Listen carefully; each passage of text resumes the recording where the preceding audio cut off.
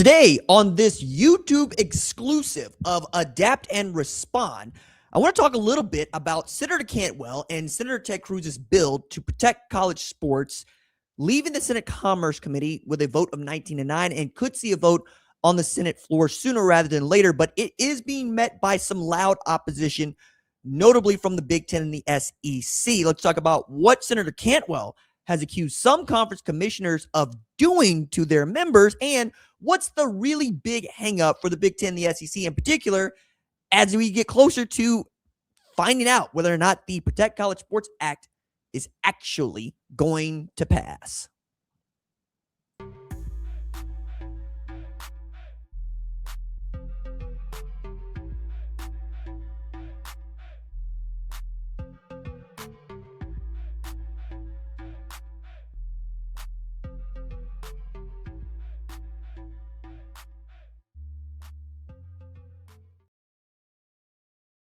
Back on Adapt and Respond with me, RJ Young. If you are new to the channel, consider joining the more than 184,000 subscribers to Adapt and Respond, a college football podcast, where you can listen to us regularly on Spotify and on Apple if you so choose. But today we're doing one of those things that I say we will, which is a YouTube exclusive, something you're only going to be able to watch here.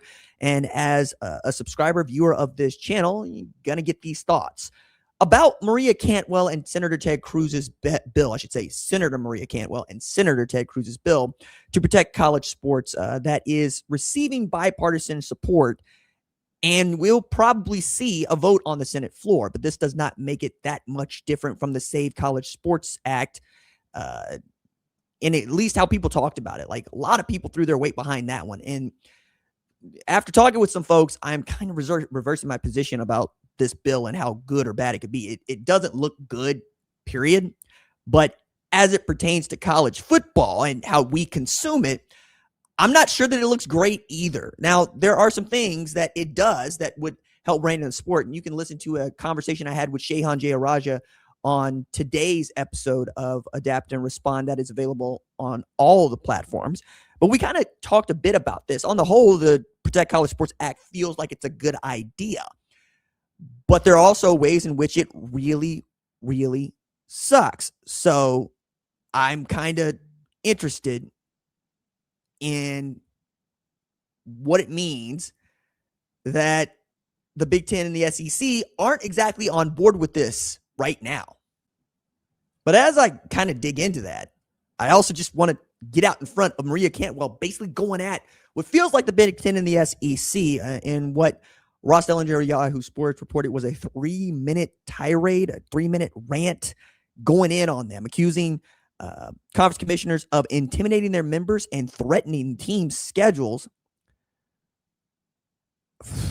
I mean, come on, man. Like, she suggested that the league executives were trying to treat them like, puppets, like folks that were being marionetted around, as opposed to entities with university presidents and athletic directors that are able to think for themselves. I think this is a little bit cavalier on her part, but I'm going to give her full quote here when she said, athletic directors and presidents are going to get their comeuppance from regents who are all of a sudden saying, what the hell are we doing sending these letters opposing the bill? The jig is going to be up on schools. You're really letting the conferences drive this discussion. The Big Ten and the SEC have also threatened intimidation on the schedule of their games. There is intimidation here. She's saying that they're saying to some conferences, hey, we just won't play you anymore if this is what you want to do. Now, those two leagues have adamantly opposed this legislation, agreeing that it doesn't help them, in large part because it caps how many teams they can add to their conferences at the number that they're sitting at directly right now. But that's not really the hang-up. The hang-up is that it looks like the way in which this language was written, it makes it easy for a private equity firm to go after teams in conferences that make more than $700 million annually. And pretty soon, there will be 4 of those. There are 3 already, the Big Ten, the SEC, and the ACC. The Big 12 is not far behind. They will eclipse that mark sooner rather than later. And if you're the Big Ten and the SEC, why the hell would you want to support a bill where it feels like somebody can come over the top and just pillage and decimate your league? In this way, yeah, she could talk about the conference commissioners being self-serving, but I don't see it that way. I see the conference commissioners as serving their members who would very much like their membership to stay intact. I also don't think that any of the SEC or Big Ten members are interested in finding out that somebody can come over the top of them and they could lose their standing as the biggest and baddest. But I also don't think that they genuinely believe that a super league is the best thing for all parties. As a matter of fact, I don't think the SEC and the Big Ten want a super league. I think they want college football to be played as it is with, some barriers to entry on a 12 or 2014 playoff. I don't think that's out of the question. But as we're getting closer to what changes are coming, if this thing does get passed, at the top of the list has to be this conversation about, what actually is in it for the rest of the, 500,000 to 450,000 student athletes that don't play in the Big Ten and the SEC or in major college football conferences. And that's what Cantwell is trying to get across. She is saying that the majority of people that support a college football program, college athletics, would like a structure like the one that we are proposing, one where it feels much more equitable and equal, and bigger conferences like the SEC and Big Ten can't just buy you out of your players or push you out of the sport or make it more difficult for you to achieve in the sport. One of the things that we've continued to have, discussions about is the 2014 playoff, which can or will come online just as soon as the SEC decides to agree with the Big Ten because they have the majority of the votes. The NCAA, though, is also lobbying for this bill because it helps them regulate the industry, and they have, I will concede, even they will concede, they're not doing a good job of that. And some of that is the enforcement arm. Some of that is how they choose to treat each and every one of their cases without there being a precedent for anybody to follow. All these things kind of go out the door if this bill gets to the floor and reaches the House of Representatives, which is what would need to happen, right? It would have to pass the House, and then it has to pass the House of Representatives.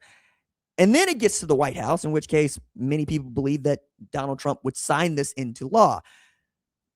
I don't think that the SCORE Act and the Protect College Sports Act are on the whole going to benefit college football. I do think it's going to give us some semblance of governance, right? It doesn't feel like we have that right now. And I've been saying for some time, the NCAA is a maid service, man. It was never supposed to be put in this position until, we started paying players, and then it became really, really difficult for them to defend anything that they had done. Pivoting just a little bit, I did find it kind of funny that Cody Campbell, once again, is at the center of this discussion, along with Smash Sports, which is a private equity-backed firm that also tries to give some service to perhaps whipping these votes, right? Randy Levine, who is also the Yankees president, Major League Baseball, getting involved in this. But you got 26 state SEC and Big Ten lawmakers that are going to start getting the hard sell on this. What is being publicly urged by Ted Cruz is to pull the rights. What I think is going to be funny, you go in the state of Ohio and you try to make this make sense for Ohio State if you can. And if you can, then you're probably going to get what you want. But if you can't make this make sense for Ohio State in Ohio or Michigan in Michigan, keep going down the line, right? And you could see like further down the line how some upper middle class programs become some middle class programs, like say Clemson or Florida State, given how pooling rights might work or not work for them. And it's not going to be making more money. It's just going to be spreading more money out.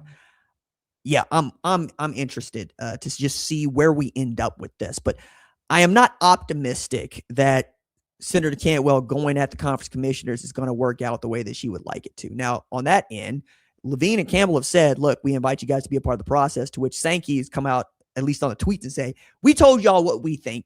Y'all didn't like what we think. And then you took credit for the thing that we pointed out. Fine, whatever. Long as you get in the legislation. But I don't know that that's going to be enough to convince him or Tony Petitti for that matter, because they are about making money for their conferences. And they're very, very good at that. Until you can demonstrate to them that this is going to benefit their bottom line and help them govern the sport, I don't think this is going to be what it is. But there's a joint statement in full from the leagues that I think is also worth pointing out, man. Like, it's simply this quote: Senator Cantwell's characterization of the Big Ten and SEC engagement regarding the Protect College Sports Act does not accurately reflect the process that has occurred. From the time the legislation was introduced, our member universities have been engaged, vocal, and collaborative in evaluating the bill and identifying ways to improve it. During the single 30-minute call provided to the Big Ten and SEC chancellors and presidents, Senator Cruz and Cantwell spoke for much of the discussion, leaving limited time for institutional feedback. Nevertheless, both groups of university leaders identified positive elements of the legislation and were encouraged to provide recommended changes and priority issues. Those recommendations and priorities were submitted shortly thereafter. Unfortunately, the Big Ten and SEC did not have the opportunity for meaningful engagement with Senate staff regarding those recommendations before the revised bill was released. As a result, many of the concerns and priorities identified by our universities were not adequately reflected in the revised legislation. At the same time, the Big Ten and the SEC staffs worked extensively with members of the Senate Commerce Committee and their staffs in an effort to improve legislation for student athletes and institutions across college athletics. We were encouraged that a number of senators offered thoughtful and constructive amendments during the committee process. The Big Ten and the SEC remain committed to preserving and expanding the life-changing opportunities college athletics provides to more than 20,000 student athletes. We will continue working with senators from both parties to develop legislation that protects student athletes, establishes workable national standards, and provides meaningful long-term stability for college athletics. We remain confident that through continued engagement, Congress and college sports leaders can make the adjustments necessary to produce legislation that effectively serves student athletes and the future of intercollegiate athletics. Whether or not you choose to believe them is entirely up to you. But I am going to say it does continue to feel to me like Senator Cantwell and Senator Cruz do not know that the people that they are up against have been doing this for decades. You are not smarter about it than they are. And more to the point, antagonizing them is a great way for me to look around and go, you might be out of your depth.